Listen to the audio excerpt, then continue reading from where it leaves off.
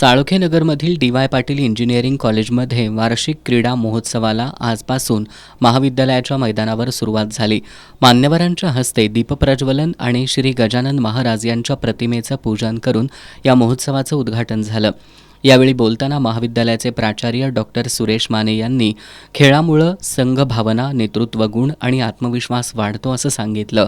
संस्थेचे कॅम्पस संचालक डॉक्टर अभिजित माने यांनी आजच्या स्पर्धात्मक युगात शैक्षणिक गुणवत्तेसोबतच शारीरिक तंदुरुस्ती आणि मानसिक संतुलन तितकंच महत्त्वाचं असल्याचं सांगितलं. या महोत्सवात क्रिकेट, व्हॉलीबॉल, कबड्डी, खो-खो, बुद्धिबळ, फुटबॉल, टेबल टेनिस तसंच धावण्याच्या स्पर्धा होणार आहेत. या महोत्सवात खेळाडूंनी मोठ्या संख्येनं सहभाग नोंदवला असून 23 फेब्रुवारीपर्यंत हा क्रीडा महोत्सव चालणार आहे. Physical director doctor Sachin Patil यांनी क्रीडा स्पर्धांचं नियोजन केलं. यावेळी प्रशासकीय अधिकारी सुयोग पाटील, प्रशांतकुमार पाटील, सर्व विभागांचे विभाग प्रमुख, शिक्षक, शिक्षकेतर कर्मचारी आणि विद्यार्थी उपस्थित होते.